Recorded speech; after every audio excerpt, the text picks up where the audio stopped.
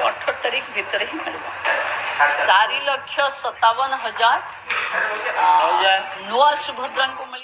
सुभद्रा योजना को नहीं बड़ अपडेट 18 तारीख सुधा महिला खाता को जीव 10,000 टंका उपकृत होबे 4.57 लाख महिला।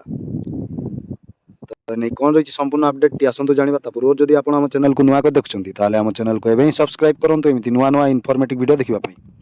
तो सुभद्रा योजना को नहीं आसला बड़ खबर आसंता जनवरी 18 तारीख भितर मिल सुभद्रा टंका उपकृत होबे नुआ नुआ सुभद्रा हिताधिकारी एने सूचना देइछंती उपमुख्यमंत्री प्रभाती परिडा। तेबे अभियोग शुणाणी पर 24,018 जन नुआ हिताधिकारी को सुभद्रा रे सामिल करा जाइछि। उपमुख्यमंत्री कहिछंती एजाय सुभद्रा योजना रे मोट 4,57,681 जन महिला सामिल होई सारिछंती। तांको भितरु नुआ करी 1,78,398 जन महिला को सामिल करा जाइछि। प्रथम एवं द्वितीय किस्ती बाद पड़िथिबा 2,55,265 जन को एथर सुभद्रा योजना रे सामिल करा जाइछि। सेमाने एथर एका बेले दुईटी किस्ती टंका पाइबे। सूचना थाउ कि गत नवेम्बर मासरे आरंभ होइतिला आवेदन प्रक्रिया। बहु दिनरु स्थगित थिबा सुभद्रा पोर्टाल भी खोलिथिला। 2025 मार्च 31 तारीख सुधा 21 वर्ष बयस होइतिबा महिला माने सरकारंकर एही योजना रे सामिल होवा पई आवेदन करि परिबे बोली सूचना मिलिथिला। राज्यर विकास पई सरकारंक द्वारा लागू होइतिबा विकासमुखी योजना मध्यरु सुभद्रा योजना गोटिए। एही योजना रे प्रति वर्ष 10,000 लेखाएं सहायता देवाकू मुख्यमंत्री प्रतिश्रुति देई आसुछंती। वर्तमान सुधा 3टी किस्ती प्रदान करछंती राज्य सरकार, किंतु कौनसी ना कौनसी कारण पई प्रति किस्ती रे किछि महिला वंचित होइछंती। सेही महिला मानकु चलित सप्ताह सुभद्रा टंका प्रदान करा जिवो नै राज्य सरकारंक सूचना। एही क्रम रे चलित थर मोट 4,57,681 जन को मिलिबो सुभद्रा अर्थ।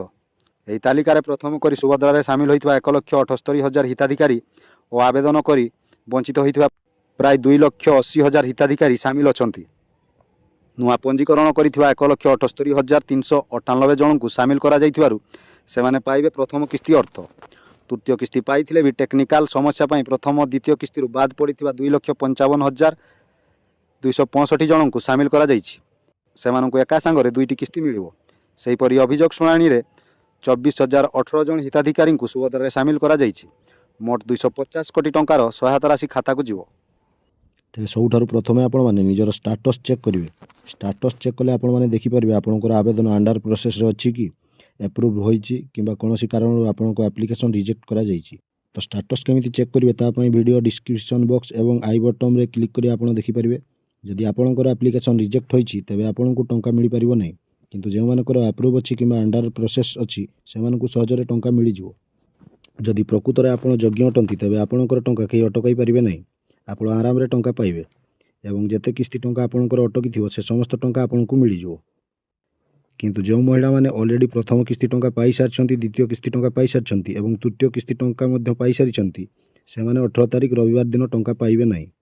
सेमानकु मार्च 8 तारीख रे चतुर्थ किस्ती टंका मिलिवो।